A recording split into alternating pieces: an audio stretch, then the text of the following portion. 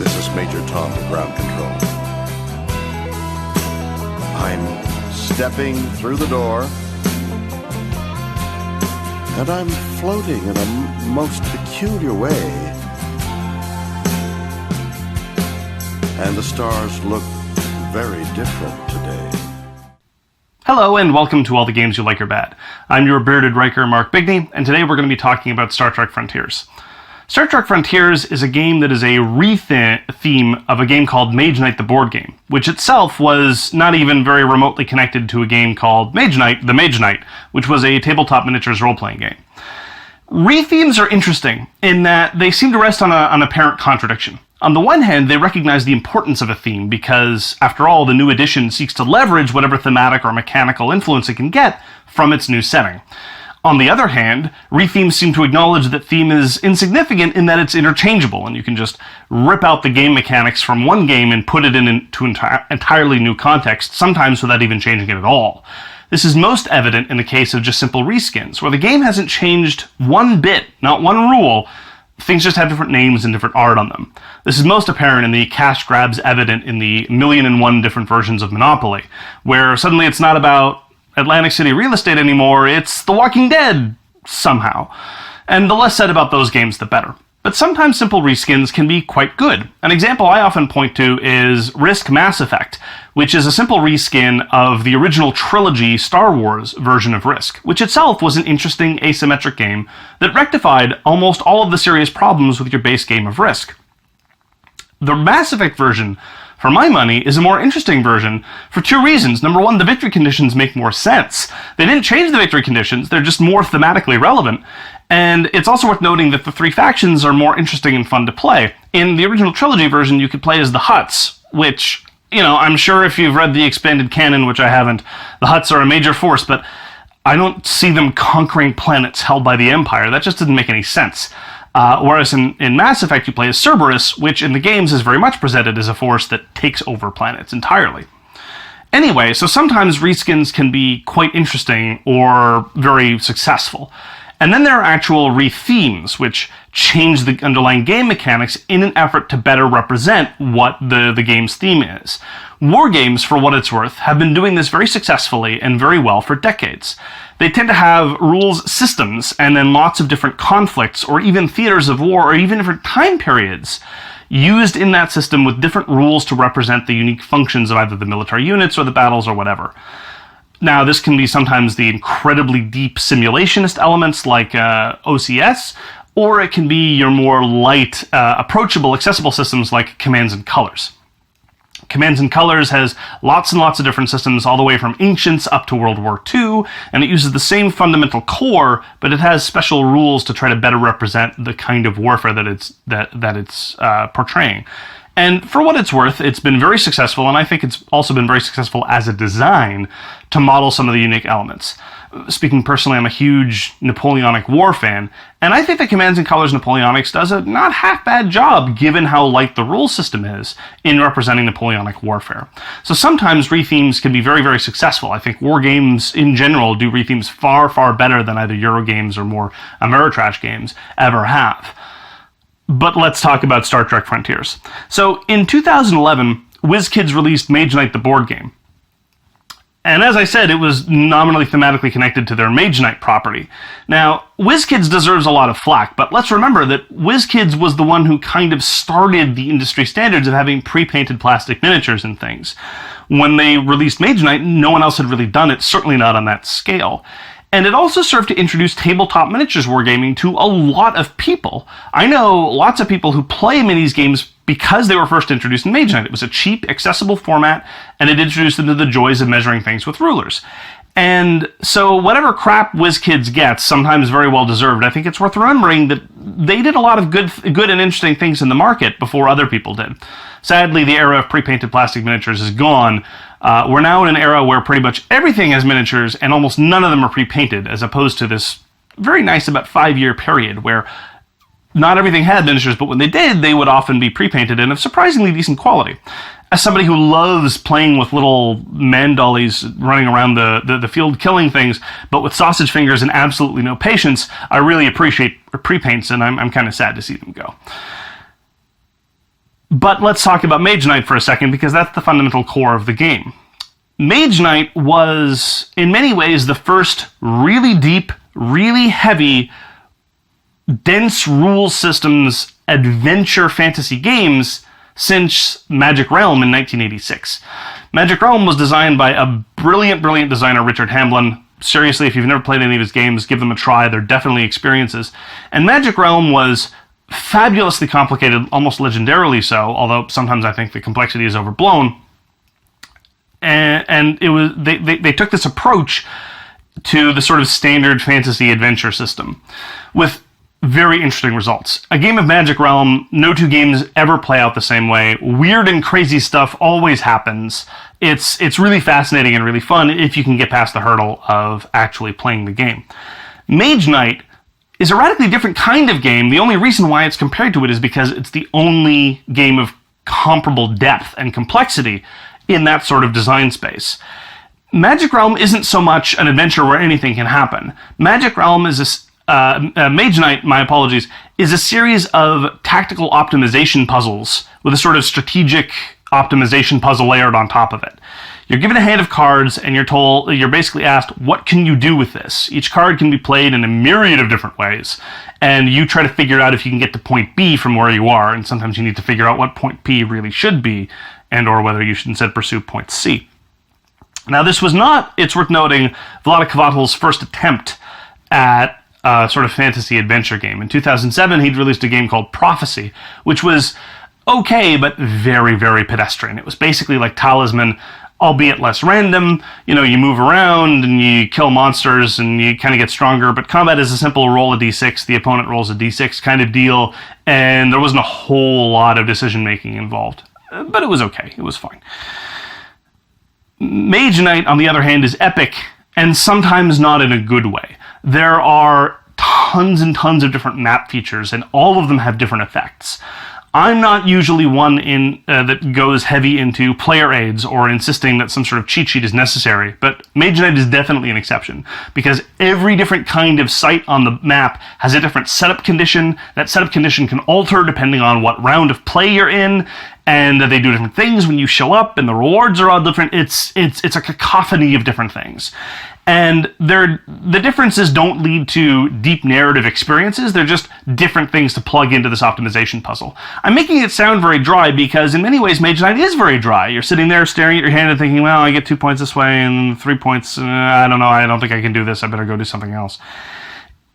Just as an indication of how sort of complex the steps are, in the rulebook for Mage Knight, it talks specifically about how to undo your turns and the circumstances under which you can take back plays and start over from scratch because you found out you couldn't do what you wanted to do. When a rulebook in a game says, this is how you take back your turn, you know that you're in for some pretty procedural thinking, and Mage Knight definitely has that. Now, Mage Knight also did some interesting things in the deck builder genre. Deck building's been done to death, but most deck builders have a couple of things in common. One of them is that deck churn in a deck builder tends to be very, very high. You run through your deck as fast as possible, as often as possible. Whereas in Mage Knight, what you really want to do, since you only get one round per go-through of your deck, you want to stretch that deck as much as you possibly can and make it as efficient as you possibly can. Part of this is because when you buy a new card, it doesn't go in your discard pile like every other deck builder on the market, pretty much. It goes on the top of your deck, so you know you're going to be using it next turn. So when you're making buys, they tend to be very tactical decisions about how you want to best use it immediately. And that led to some interesting differences, and it didn't really feel like a deck builder in the same way for many of those reasons. And to a certain extent, given the volume of rules mechanisms that exist in a game of Mage Knight, the deck builder aspect is very, very much understated compared to everything else. So, allow me to emphasize then that when I'm playing a game of Mage Knight, I don't really feel like I'm telling a story. The story is basically the story of how Mark strained his mind for about 3 hours trying to figure out how to efficiently play a series of cards. Rather than stories in games like Magic Realm, where you do actually get stories, that crazy time when your White Knight learned to fly and went and recruited the thieves, and then together they took down a dragon. You don't really get that same overarching sense of narrative, or at least I don't when playing a game of Mage Knight, which is fine. I mean, not every game has to tell a story, and even if it's nominally a fantasy adventure, it doesn't need to tell a story. Part of this is because the theme is borderline incoherent. The theme is basically you're a semi-immortal badass who goes and destroys everything. It specifically says in the rulebook's story that nobody knows why you're doing what you're doing, and nobody really knows or cares where you come from, and all these other things.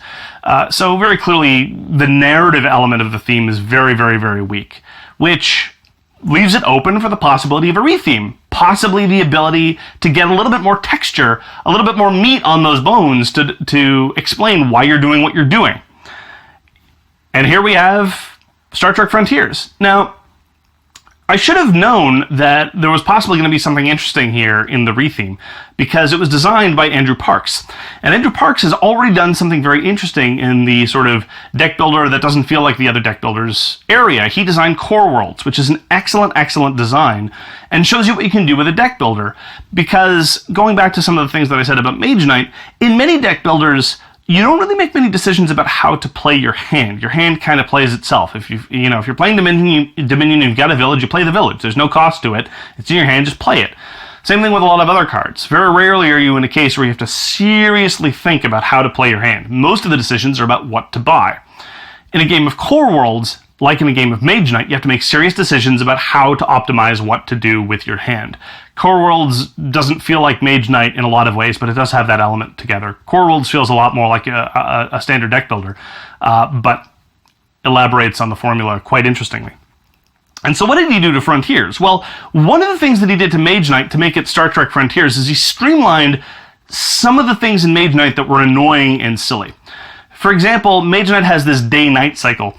Some things you can only do at night, the moon values of some things change day to night, and most annoyingly, how you set up various sites on the map can change from day to night.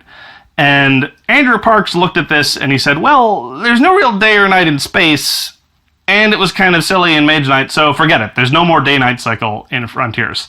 I think that's great. He streamlined some of the different attack values, and they also got rid of one of the types of cards in Mage Knight. So in Star Trek Frontiers, they basically pared down some of the dozens and dozens of different resources that were available to you into a tighter group of things to manage in your economy.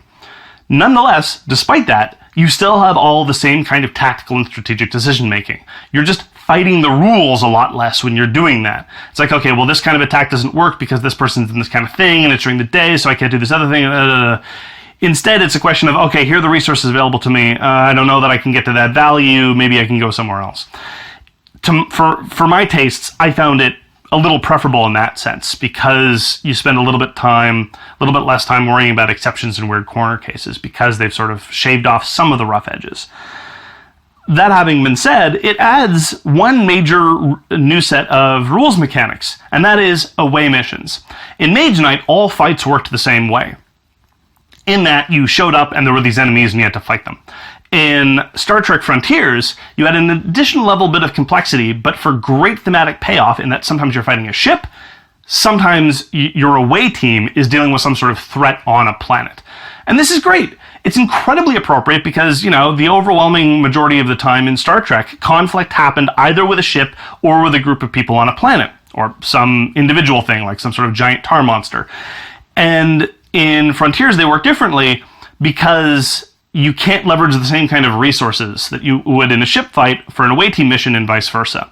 And indeed, in the away team mission, most of the time, success isn't killing them. The better success is giving some sort of inspirational type speech and convincing them to be good and lay down their weapons. This has a follow-on effect in the game, though, in that it changes the economy of the game. There are 4 basic currencies in the game that you can leverage with your cards. Fight, block, diplomacy, and movement. Movement you obviously run around the map. Fight you obviously use to kill things. Block you use to parry damage. And diplomacy in Mage Knight was only used to buy things from towns. In Star Trek Frontiers, you can use diplomacy to successfully navigate encounters, precluding an actual fight from happening. Super thematic, very interesting, also leads to a plurality of different strategic deck design choices. You can spec for diplomacy in Star Trek Frontiers, and that can get you far more success than you would have in Mage Knight. Now, it's worth noting that it's not all sunshine and roses, because in so doing, in changing the way away team missions work, block, which is now shields in Star Trek Frontiers, becomes devalued because it's only useful in half the encounters, and even then, in lots of the encounters, you didn't really mess with block anyway. You would either take the wounds on the chin, or just try to kill them before they could attack you. So I think overall the effect is for the good in terms of the economy of these 4 basic types of actions, but it's not an unvarnished positive.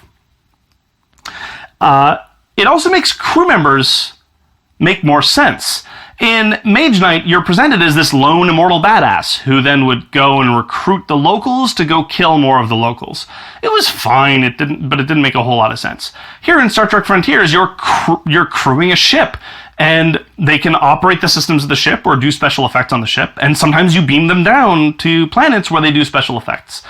Again, really thematic, really cool. I really appreciated that. They also managed to reduce the setup fiddliness in terms of Star Trek Frontiers, because again, all these different kinds of sites that you can encounter, and they set up in different ways, there's more of a unified element to how the map works in Star Trek Frontiers, in part because it's all just, things you encounter in space, as opposed to lots of different kinds of buildings you encounter on a countryside. That having been said, though, let me talk about one of my key gripes in terms of playing Star Trek Frontiers, and that is the components are super difficult to parse. Everything is dark on dark over dark. I mean, sure, it's space. Fine, I get that. But does everything really need to be the darkest, muddiest color imaginable in these contexts? Even the pictures of the crew members are all kind of blurry. I realize a lot of these shows were filmed in the 90s, before HD television was a thing. But I think they could have done something better to make them a little bit more palatable to the eye. As it is, everything is sort of dark and blurry, and I have a real difficult time differentiating a lot of the different things on the map. For example, there are 3 different classes of planets. Number 1, they're differentiated in text by having a different letter in front of them.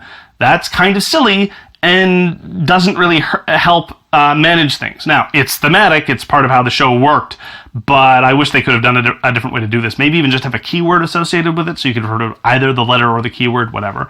And furthermore, on the map, it's super difficult to tell them apart. Making it even worse, there are 2 versions of the same kind of planet. One of them has sort of a dark red halo around it, and it's a dark red halo over a black background around a dark thing that's itself on a black background. I mean, come on, guys, this isn't rocket science. Okay, it's spaceship, starship science. Whatever, you get the idea. It's really hard to do and super annoying. This isn't a case of needing a player aid. This is a case of having to lean over and squint at the thing to find out what it is, which I think is personally worse. It's also worth noting that the theming, although generally excellent, is sometimes problematic. As I already said, the introduction of the away missions in a different way to resolve conflict is really great and really appropriate to the show, but it's also worth noting that some of the actions make less sense. Thin though the theming in Mage Knight is, it lets you do whatever you want. You're a semi-immortal, autonomous badass. You want to go burn down a monastery? Go burn down a monastery. Do you want to go tear down a town? You can go tear down a town. Your job is to kick down doors and kill everybody that's inside, so it was fine. In Star Trek Frontiers, you might have a situation where Captain Picard decides to, and I quote, decimate a Class M planet, which is to say an occupied planet with a civilian population. That makes no earthly sense whatsoever. None of the people represented in Star Trek Frontiers would ever really do that kind of thing, regardless of the exigencies involved. So it's super implausible in the case of Captain Picard, mega implausible in the case of the other guys. And it's worth noting in the rulebook, they specifically say that your crew is so appalled at what you're doing that they refuse to participate, which is kind of how it worked in Mage Knight as well. Your followers wouldn't help you burn down a monastery. But in the context of Star Trek Frontiers, having your Romulan and Klingon crew stand back aghast while Captain Picard decides to go murder a whole bunch of civilians just doesn't make any sense and really helps to break the thematic cohesion. So it's a choice. That's an unpleasant choice to be presented in a game. Either commit to the theme in a game that isn't really a storytelling game, or do things that really break the cohesion and really take you out of the narrative of what's happening, scant though that narrative may be. I don't approve when a game ever does that, and Frontiers does that, although admittedly not very often. but it's worth noting. Some people have objected to the whole heterogeneity of the crew. Over the course of the game, when you recruit crew, some of them might be Klingons, some of them might be Romulan, some of them might be human, but I don't really mind. I'm not a huge Trekkie, but I know that there are precedents for this kinds of thing, both in the movies and in the TV shows. There were people of different races on the different crews. Humans did serve in Klingon ships before, and it's a moment of great exigency because the Borg are here, so that makes perfect sense to me. I don't really mind all that much. It's also important to talk about the components a little bit broadly. I've already griped about the graphic design, but past that, in terms of the components, the tokens are really, really shoddy. Even after my first play, I started noticing some wear on the edges of some of the tokens, and that's not cool. The cards are, however, of superior cardstock quality compared to Mage Knight. People have been complaining about the cardstock of Mage Knight for a long time. It's very flimsy. They don't really hold up well to repeated use. It's got that heavy linen finish that a lot of people don't like. And of course the cardstock doesn't match across expansions because why would they? They never do anymore. I'm not a member of the Church of Sleeves. I've never taken communion at that particular institution. If I did, I would probably sleeve Mage Knight before I sleeved anything else. My copy's unsleeved and I played it over a dozen times and it's okay, but the cards kind of stink. The cards in Star Trek Frontiers, better. Tokens, still pretty bad. Graphic design, muddy as hell. So that's worth noting. So at the end of the day, do I think you want to play Star Trek Frontiers? I don't know. If you've never played Mage Knight and you're interested in a heavy type game and you like Star Trek, I recommend this absolutely unreservedly. This is definitely a design worth trying, and I think that Frontiers is an interesting elaboration on the design. If you're an incredibly rabid fan of Mage Knight and a fan of Star Trek and you want a subtle variation on the theme, I can also recommend Frontiers to you. I think you're actually going to be pleasantly surprised at how different the game feels, despite the fact that 95% of the engine is still fundamentally the same.